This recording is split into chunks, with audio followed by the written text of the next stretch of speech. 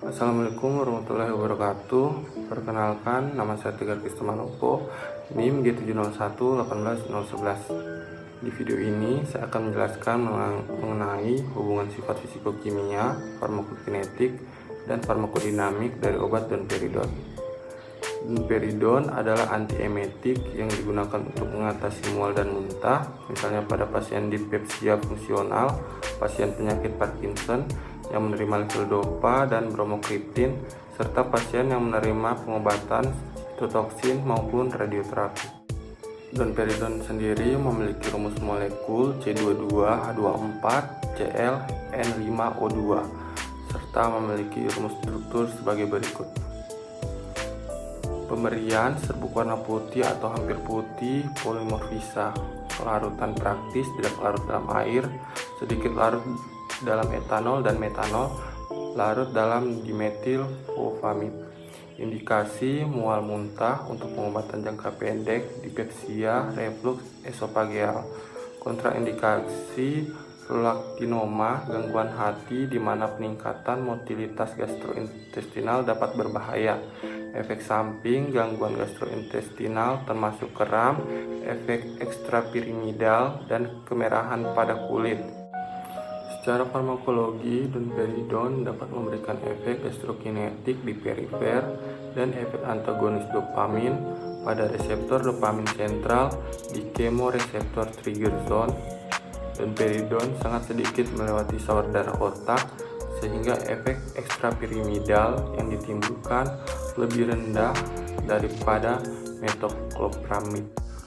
Farmakodinamik dari domperidon adalah antagonis dopamin dengan efek antiemetik yang serupa dengan metoclopramid.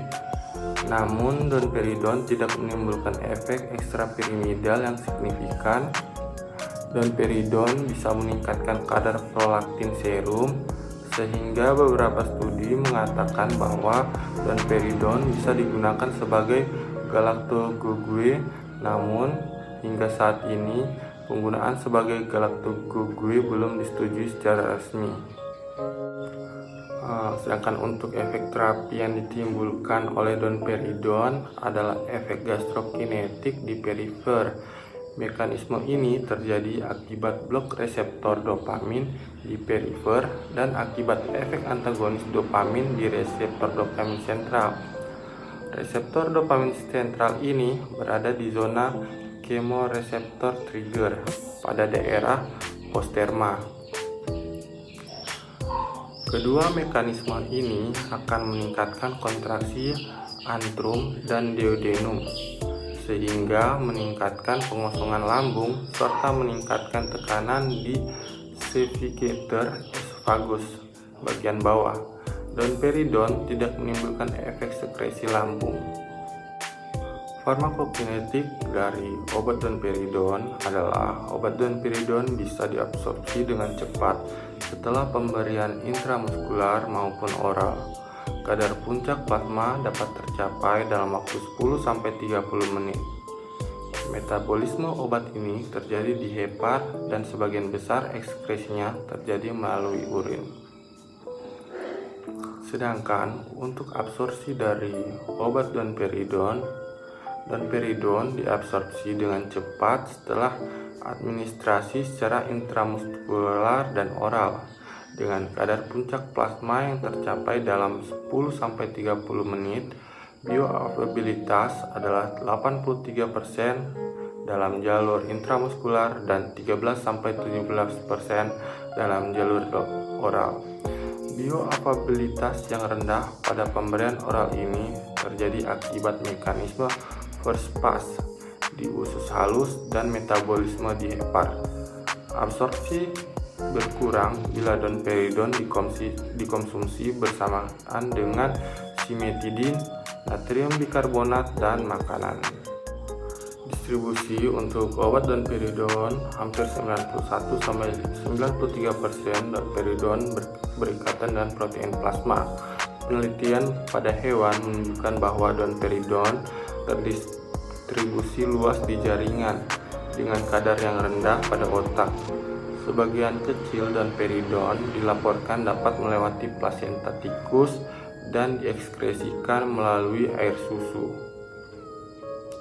Untuk metabolisme dari obat domperidon dimetabolisme dengan cepat di hepar melalui mekanisme hidrosilasi dan endekahilasi oleh enzim sitokrom P450, terutama CYP3A4.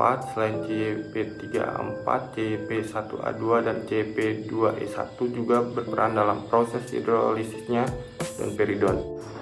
Untuk eliminasi dari obat domperidon sendiri, pada penggunaan secara oral 31-66% domperidon akan diekskresikan lewat urin dan feses.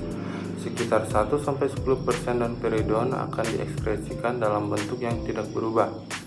Nilai T setengah domperidon pada sediaan obat adalah 7-9 jam pada pasien yang sehat, tetapi akan memanjang pada pasien dengan gangguan ginjal.